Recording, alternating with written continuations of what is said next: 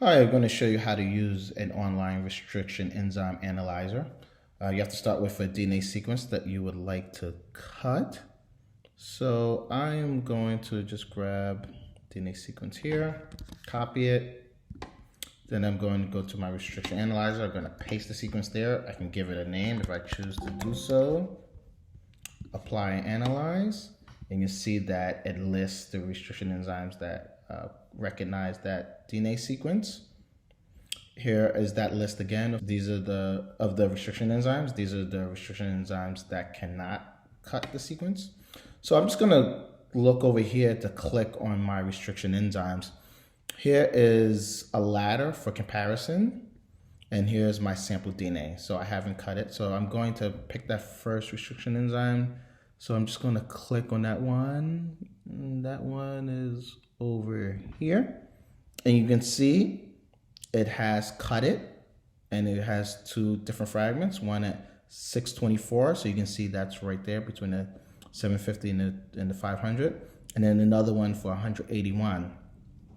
But I want to, of course, cut it some more restrictions. So I'm going to select that second one. So I'm going this other column here, and I'm going to just select it. And you can see that there are actually three fragments. You can't see this tiny one. It would be below here. It's hard to see, but you do see the 119, and now it's a 624.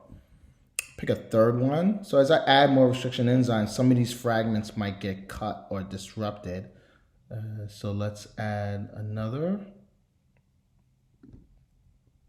And you can see now there are 4 fragments. Hard to see it in the image. So it looks like if I were to download it, maybe I can get a better look. Yeah, it's really hard to see. I'm not seeing it there, but good thing is I have the fragments here. Now, if I want to go back here and add another restriction enzyme on the website says control, but I found on a Mac you want to press command. So let's say I want to add this restriction enzyme. So I'm going to go in here. I'm going to hold down the command button and then click on it. And you can see that this one is still highlighted. So now I'm able to select 2 in that column. And again, so you see it's added the restriction. Now I have 4 restriction enzymes. And that has really disrupted my image here. So it looks like the 318 to 306 are really indistinguishable here. And those ones below 100, it's really difficult to see if you can see it at all. But I still have this guide here to let me know the fragments. I'm going to go ahead and add the rest of these restriction enzymes. So where's my next one? Again, command. And now, oh, I see now you can see a third one here. So even though there are 6 fragments, I'm only really able to see with my eye. I don't know if you can see other fragments. I can see this one, this one, this one. So you're gonna have to use a combination of the image as well as the data that's given here. And some more restriction enzymes I can add. Again, holding down the command.